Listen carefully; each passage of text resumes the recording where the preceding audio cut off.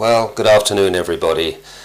We usually do a book review around about this time of the week, but I want to concentrate on an annual that I picked up in a bookshop a while ago, second-hand bookshop, Misty Annual for 1981. And it was the sort of books that they were putting out 25 years ago for young girls who are coming up to puberty, and young girls who are there. I had a look through it, and quite honestly, I was rather shocked by what they were putting out. Let's go through it together, and just if you can bear with me with the orange markers, I'd like to see what you think. There you have the first one, Welcome to My Midnight World. There you see this young girl with an eerie light and two bats flying out there.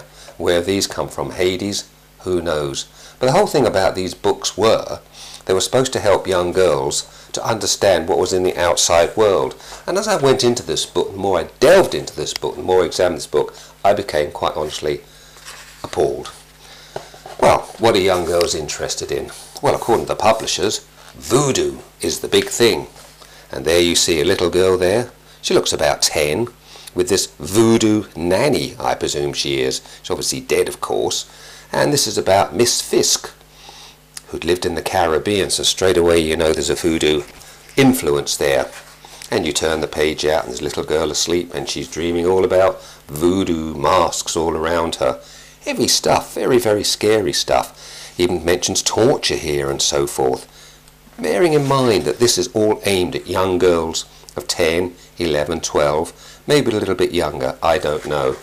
And as we turn over, wow, we see this young girl again with her white socks on. She's in, where else? The cemetery.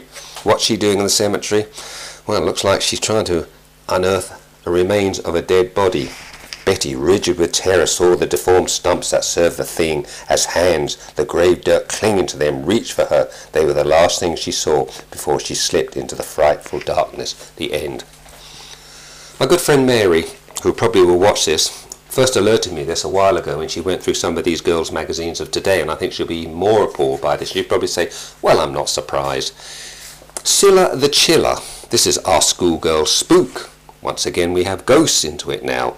We've had voodooism, we have friendly ghosts, we have nasty ghosts. And you can see that down there, all the things that happen.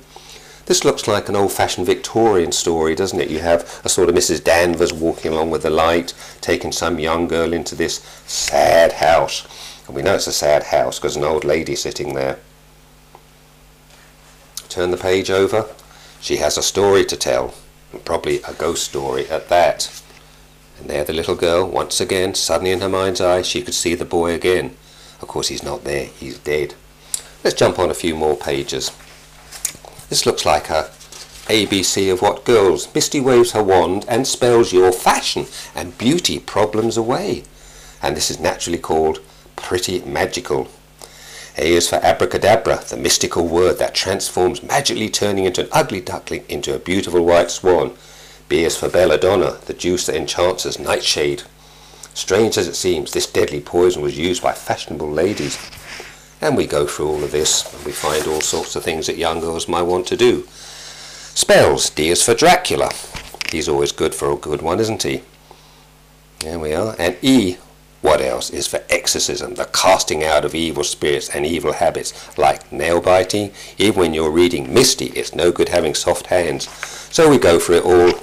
Here, horror strikes, illusions, casting spells. Here we are, you see how to cast a spell, and so forth. You weren't supposed to drink it, silly. You're supposed to just cast it.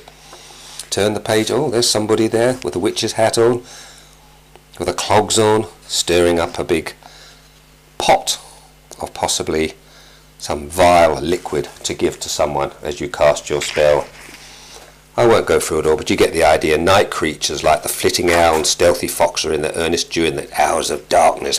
Oracles, those mysterious soothsayers of the ancient past, may have been able to foretell the outcome of a great war or the downfall. All of this aimed at young, pure young minds of young girls. Absolutely appalling. But let's move on. What do we find here? New Age brings us to yoga. Always very popular. Little bit of girl getting undressed here with smelly socks. Little bit of puberty there. Very interesting. Transformation, underworld, region of nameless horrors. And we do hope that doesn't describe your underwear. Ha ha ha. No book would be complete without vampires on the scene. with their shuddery dart of human blood. Yoga, the Hindu system of meditation and mysticism, is also a fascinating and effective way of toning up your body. And so on and so on. Pretty heavy stuff. Dracula's dream dessert. He's always good for a laugh, isn't he, Dracula? You see the teeth? Like the teeth coming through the omelette there? Very, very good, isn't it? Back to our ghost story here. This young girl captive in this old Victorian house with ghosts flitting to and forth. So it goes on. Misty says, be a devil, and here's how. And she gives you all these little things that you can use. Old empty cereal packets, 2 cardboard cylinders. You too can be a devil. Now you're all set to be a devil and scare the family. This is heavy stuff. That's all of the oracle. The Bible prohibits so much of this.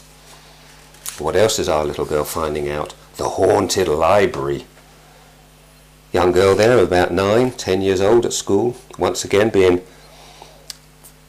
forced to look, I suppose, by this girl here. You're too sensitive, Faye. I've finished at last. I'm not sorry. Somehow this room makes me feel uneasy.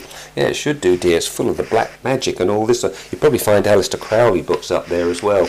Let's turn over the oh, there's our ghost coming up already. They look frightened, but of course it's not. It's one of the girls. But there's somebody coming to the girls there. She doesn't look like another girl, does she? See the bats once again, the symbols of Hades flying around in the background. Let's turn the pages a few more.